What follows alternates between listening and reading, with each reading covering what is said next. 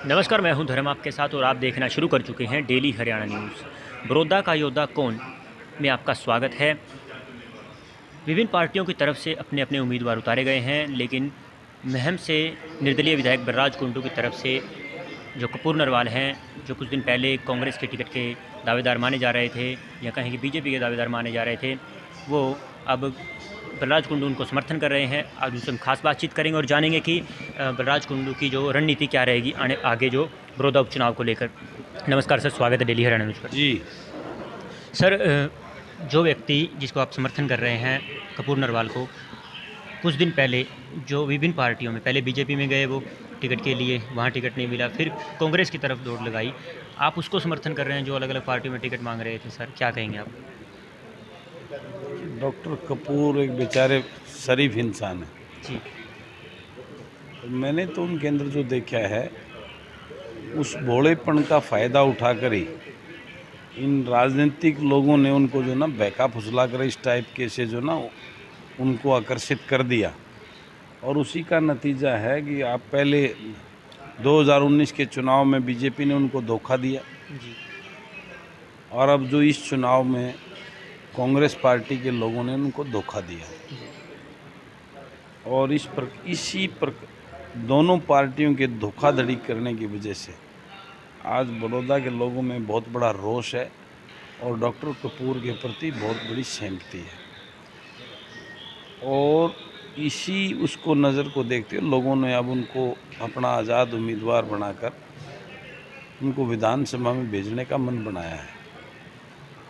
और उसी का नतीजा है कि आज हम सब ने चर्चा करके, मेरे पास भी बात आई, हमने मिलके बात करके एक पंचायती उम्मीदवार के रूप में मैंने उनका समर्थन किया। और बड़ौदा की जनता जिस प्रकार से महम के लोगों ने अपना उम्मीदवार, अपना वकील बनाने का काम किया और दोनों नेशनल पार्टी के उम्मीदवारों को धूल चटाकर मुझे विधानसभा में भेजा था, उसी क्रम में अब बड़ौदा की जनता इन दोनों नेशनल पार्टी के उम्मीदवारों को धूल चटाकर इनकी जमानत जब्त करके डॉक्टर कपूर नरवाल जी को अपना वकील बनाकर अपना साझा प्रत्याशी के रूप में विधानसभा में भेजने जा रही है। जी। सवाल सीधा ये उठता है सर कि 14 तारीख जो अभी थी पीछे, 14 तारीख तक ये नाम फाइनल हो चुका था कि जो कैंडिडेट है इंदु राज नरवाल, उनका नाम फाइनल हो चुका था, क्योंकि एक पत्र है जो कांग्रेस से जो कैंडिडेट का नॉमिनेट जो उन्हें बताया, उसमें ये 14 तारीख लिखी हुई है, लेकिन 16 तारीख तक दिन तक कोई नाम ही नहीं है कपूर नरवाल जी का। और क्या मानते हैं क्या रणनीति थी कांग्रेस की, या फिर ऐसे कहें कि हाईकमान की, कि हुड्डा की नहीं चली सर? कुछ नहीं, ये खेल था। जी। डॉक्टर कपूर नरवाल के साथ एक धोखा था, जी। उनकी राजनीतिक हत्या करने का एक बहुत बड़ा प्रयास था। उनको तो टिकट देने के नाम पर उनको सिर्फ रोकने का काम किया गया ताकि ये फार्म ना भरें। जी। अदरवाइज उनकी टिकट तो आपको पता हो, वो तो कॉपी आ चुकी है। 14 तारीख को ही इंदु राजपाल की टिकट फाइनल होकर उसको साइन कर दिए गए थे, जिसका पर्दाफाश हो चुका है। जी। ये सिर्फ जो है ना डॉक्टर कपूर की एक राजनीतिक हत्या का प्लान था, जी। और कुछ नहीं। क्या इसको ये भी मान सकते हैं कि एक ऐसे कैंडिडेट को उतारा गया जिसको जनता जानती नहीं थी, और एक तरफ कांग्रेस के जो नेता हैं उनका साफ तौर पर कहना है कि एक ज़मीनी स्तर का नेता हमने दिया है जो किसान का बेटा है। आप क्या कहेंगे?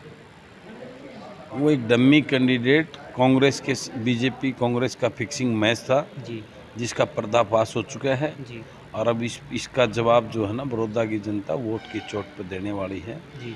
और बड़ौदा की जनता अपने पंचायती उम्मीदवार को जिताकर विधानसभा में अपना वकील बनाकर भेजने वाली है, इसमें कोई दो राय नहीं। क्या मानते हैं सर, अगर जो आप यहाँ से चुनाव जीत जाते हैं, आपका कैंडिडेट जो जीत जाता है, आपने अभी कहा प्रेस कॉन्फ्रेंस में कि मेरे हलके में भी विकास नहीं हो रहा है जो बीजेपी करवा नहीं रही है, तो इसकी क्या गारंटी बड़ौदा के जो वासियों को आप देंगे कि यहाँ पे चुनाव जीतने के बाद आपका जो कैंडिडेट होगा, जो साझा उम्मीदवार होगा, कि विकास होगा?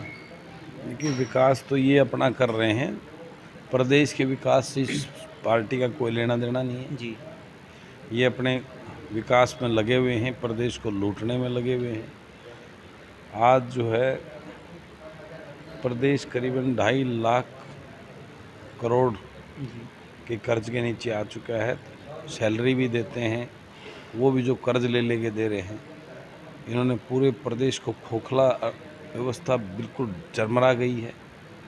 जी बेरोजगारी नंबर 1 पे है, अपराध नंबर 1 पे है, बलात्कार में चौथे नंबर पे पहुंच गया हरियाणा प्रदेश जनसंख्या के आधार पर। जी इसी प्रकार हर फील्ड में आज हर वर्ग के अंदर एक बहुत बड़ा असंतोष और एक डर का माहौल है। जी इन सभी बातों को जानकर वो करते हुए प्रदेश की जनता ने मन बना लिया है।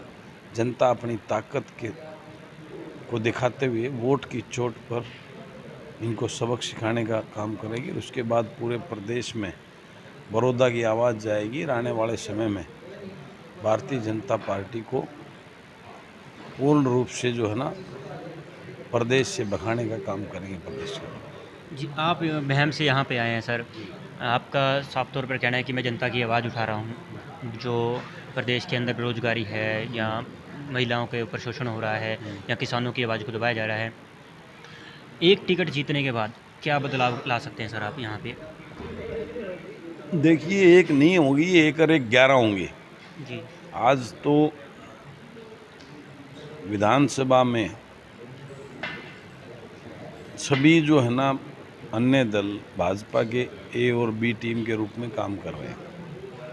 अकेला महम का विधायक है जो वहाँ चिल्ला रहा है, लोगों की आवाज़ उन तक पहुँचा रहा है। कम से कम 1 और 11 बनकर हम इस प्रदेश की और अपने हलकों की आवाज़ तो उठाएंगे। जी वो मजबूती तो आएगी उसमें। जी। लेकिन फिर दूसरी तरफ जनता ये भी तो सोच रही है कि जो मौजूदा में सरकार है, आपने देखा होगा जितने बाई इलेक्शन होते हैं, ज़्यादातर जो सत्ताधारी पार्टी होती है वो अपना पूरा जोर लगाती है, चाहे वो जींद का बाई इलेक्शन हो या इससे पहले कोई हो, तो उसी का कैंडिडेट जीतता है। और जनता भी ये सोचती है कि 4 साल हैं सरकार के, तो कैंडिडेट बना देना चाहिए भी सरकार का ही। उनकी इन बातों को जनता पूर्ण रूप से जान और पहचान चुकी है और उनकी इस बहलावे में नहीं आने वाली है। और जनता इस बार बड़ौदा से पूरे प्रदेश में एक नया राजनीतिक संदेश देने वाली है। और पूरे प्रदेश की जनता का जो है निगाहें बड़ौदा पर टिकी हुई हैं। जी तो अब की बार इनका ये जो तीर है वो चलने वाला नहीं है और लोग इनको वोट की चोट पर जनता की ताकत दिखाने का पूरा मन बना चुके हैं। जी। जी। क्या ये मान सकते हैं कि बड़ौदा उपचुनाव जीतने के बाद अगर आपकी पार्टी, आपके जो कैंडिडेट जीतता है, वो सरकार गिर सकती है बीजेपी की? बिल्कुल, ये तो सरकार को तो बीजेपी के लोग ही गिरा देंगे। इशारा किन की तरफ है सर? कौन कौन से बीजेपी के विधायक जो है हैं? ना आधे से ज़्यादा विधायक और मंत्रीगण भी शामिल हैं, जी जिनकी बेचारों की कोई औकात ही नहीं छोड़ रखी। वो न कोई काम करा सकते हैं, न कोई उनकी सुनने वाला है। मुख्यमंत्री मनोहर लाल जी तो किसी से मिलते ही नहीं हैं। जी वो तो एक अपने अलग ही अंदाज, अलग ही उसमें रहते हैं। वो पब्लिक के इंसान हैं नहीं। इस देश के सबसे अनपॉपुलर मुख्यमंत्री हैं। जी उन्होंने तो सिर्फ जो है इस प्रदेश को लूटने गए और कोई काम नहीं आता, जी ना उनको किसी प्रकार की चिंता है। जी उनकी इस बातों को, उनकी इस कार्यशैली को प्रदेश के लोग बहुत अच्छे से जान चुके हैं और पहचान चुके हैं। जी तो अब ये बड़ौदा चुनाव में आप देखेंगे इसके नतीजे प्रदेश के अंदर एक नई दशा और दिशा देने का काम करेंगे। और ये झूठी बहरी सरकार को जो है ना इसकी नींव उखाड़ के, इसको नींव उखाड़ने का काम जो है ना वो शुरू हो चुका है। इसकी नींव की ईंट निकाल चुके हैं। अब ये बिल्डिंग जल्दी धराशायी हो कौन सी जाएगी। ईंट निकाली है सर? तो कौन सी एक नींव? कहते हैं ना, एक नींव से ईंट निकलनी, सो एक एक करके वह पूरी बड़ौदा बिल्डिंग उपचुनाव की धराशायी। पहली ईंट होगी। बिल्कुल, बड़ौदा की जीत इनकी नींव की पहली ईंट होगी, जी। जो फिर इस बिल्डिंग को धराशायी करने का काम इससे करेगी। आपको क्या फ़ायदा होगा सर अगर हम इससे वैसे? मेरे जनता के लोगों को फ़ायदा होगा। जी मेरे प्रदेश के जो किसान मजदूर है उनके साथ और अन्याय को इंसाफ मिलेगा। और एक चिंगारी बड़ौदा से उठे, एक चिंगारी एक तूफान बनकर जो है ना पूरे प्रदेश में घूमेंगी। जी। इस बात का मैं आपको वादा विश्वास दिलवाता हूँ। जो कांग्रेस का कैंडिडेट है सर, वो कहीं ना कहीं आपको नहीं लगता है कि कमज़ोर कैंडिडेट है? और विधानसभा जो बड़ौदा इलेक्शन है उसमें आपका जो कैंडिडेट है कपूर नरवाल, जी। वो वो भी कहीं ना कहीं मायूस नज़र आ रहे हैं, ऐसे में साफ तौर पर दिख रहा है। और जोगिंदर मलिक कब मिले थे आप उनसे? मैं कल मिला सर, कल मायूस नज़र आ रहे थे। आज मिल के देखना, आज उनमें नई एनर्जी और नई एक जोश नज़र आएगा। जोगिंदर मलिक से मिला है सर मैं अभी। हाँ। उन्होंने कहा कि हमारे जो उन्होंने जातिगति कहा कि हमारे वोट काटने के लिए आए हुए हैं बलराज कुंडू जी को। मैं अभी इंटरव्यू करके कोई आया बात नहीं, मैं वो भाई हमारा जोगिंदर मिली, उसके बारे में कोई टिप्पणी नहीं करूंगा मैं। क्योंकि सर टिप्पणी आज बात जो है ना कांग्रेस और बीजेपी की करेंगे जी, और क्या वो विशेषकर बीजेपी की। बीजेपी के उम्मीदवार की जमानत जब्त कराना मेरा उद्देश्य है और मैं ऐसा कोई दूर दूर तक भी ऐसा काम ऐसी उसके बारे में सोच भी नहीं सकता जिससे बीजेपी के उम्मीदवार को 1% भी कोई बेनिफिट मिले। जी मेरा तो सपने भी जो है ना, इस बात के लिए मेरी धड़कन भी एक ही इस बात को दोहराती है कि आज का मेरा लक्ष्य, मेरा धर्म, मेरा कर्म बड़ौदा में भारतीय जनता पार्टी मनोहर लाल खट्टर जी के उम्मीदवार की जमानत जब्त करवाना मेरा एक जुनून बन गया है। जी। अन्य पार्टियों को छोड़कर जो बीजेपी को छोड़कर अन्य सभी दलों को आपने आह्वान किया है जी। कि मेरे साथ आएँ और एक साझा उम्मीदवार दें। जी, तो अभी तक किन किन से बात हुई है सर? अभी हुई है, जल्दी आपको उसके नतीजे भी देखने को मिलेंगे। अभय चौटाला से बात हुई सर आपकी? बिल्कुल हुई है मेरी। अभी भाई साहब से हमने निवेदन किया, बड़े हैं वो, जी इस बारे में वो विचार करें। जी आज पार्टी उस पॉलिटिक्स से ऊपर उठकर हमें प्रदेश के किसान और लोगों की भावनाओं को समझते हुए, उनकी कदर करते हुए, उनके साथ हो रहे अन्याय को ध्यान में रखते हुए एकजुटता के साथ में बीजेपी को सबक सिखाने के लिए कदम उठाना चाहिए। और हम सबको इस घड़ी में किसान भाइयों के साथ खड़ा होकर उनका हमदर्द और उनका वो बनकर और उसी के तहत इस अंधी भरी सरकार को सबक सिखाने के लिए वोट की चोट इन पर मारनी चाहिए और उनके उम्मीदवार की जमानत जब्त होनी चाहिए, करानी चाहिए। उसके लिए मैंने निवेदन किया था अभय सिंह जी को जी और मैं कल फिर बात करने जा रहा हूँ उनसे।